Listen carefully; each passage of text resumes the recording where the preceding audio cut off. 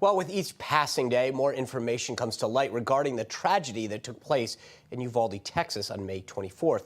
Today, the Texas public safety chief testified at a state Senate hearing that the police response was an abject failure.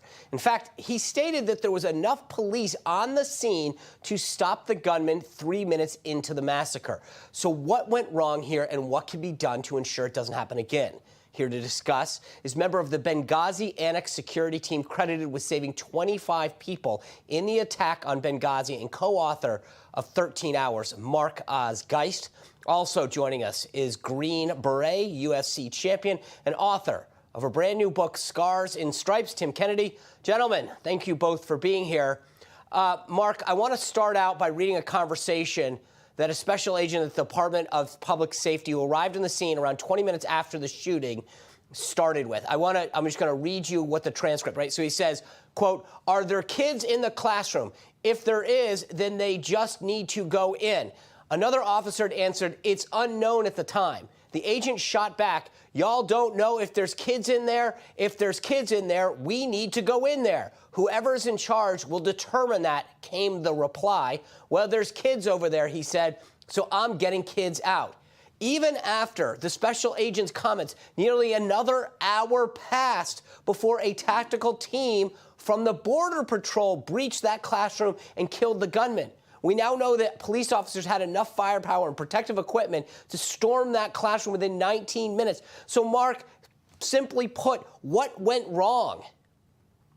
You know, a lot of times in high-stress situations, people fall back to their training, and it's gonna fall back to their highest level of training. And unfortunately, our law enforcement agencies around the country, especially your smaller towns, don't have the money, the time, or put in the effort to do the training that's needed to keep them to the levels to address situations like this.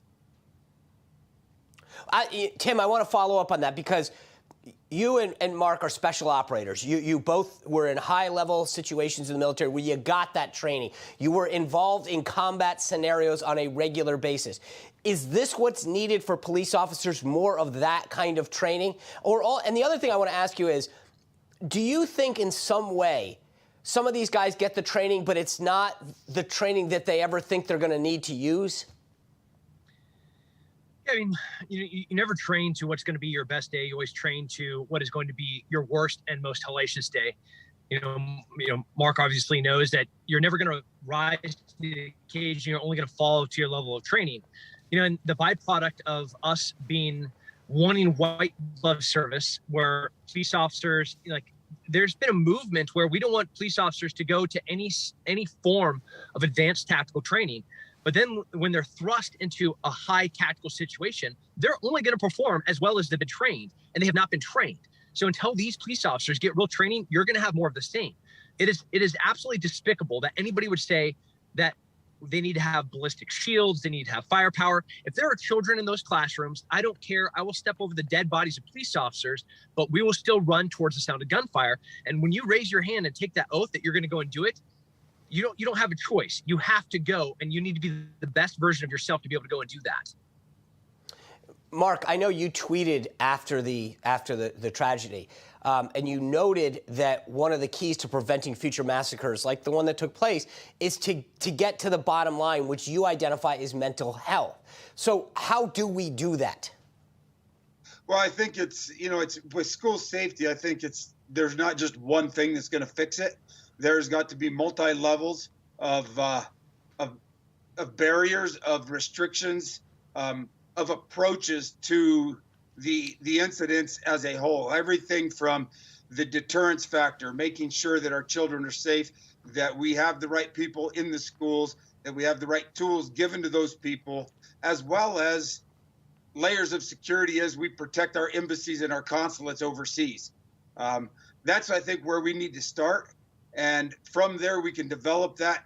When it comes to the mental health, we need to be looking at what's going on in our communities as a whole. You look back at the individual in Uvalde, and you look at the home life, you look at, though he had been graduated from school, look at his past records, attendance. You can do a threat assessment based on that. on who those kids are that have that potential and actually get in there and affect change before it becomes something that becomes a thought pattern. All right, well, I want to pick up on that thread to speak about what might get them there.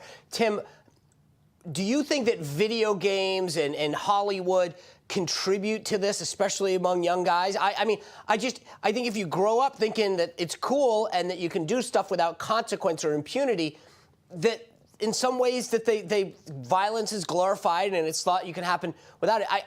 I just wonder how much these video games and this rise in what Hollywood portrays as being cool is linked to gun violence.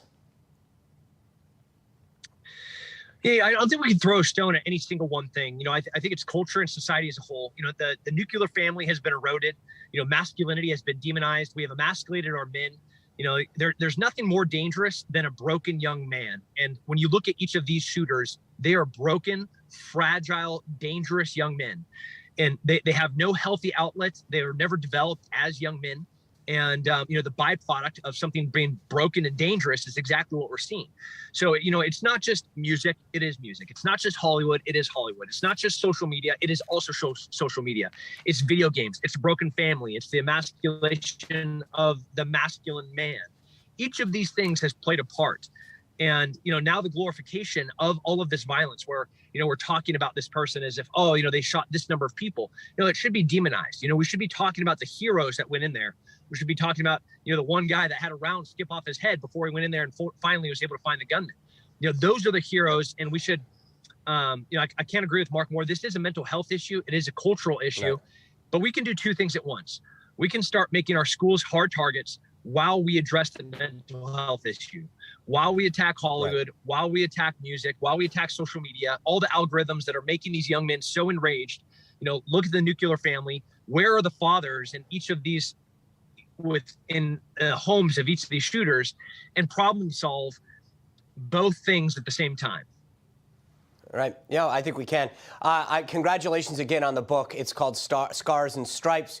Tim, I'm very proud that you've got this out. Mark, one of the real good things that is happening is your American Shadow Warriors project. Great work that you're doing. I commend people to Google it. Thank you for being here and for the work that you're doing. I appreciate you both giving us your insight on how we can continue to make our schools and our country safer. Thank you, Sean. Thanks, Sean.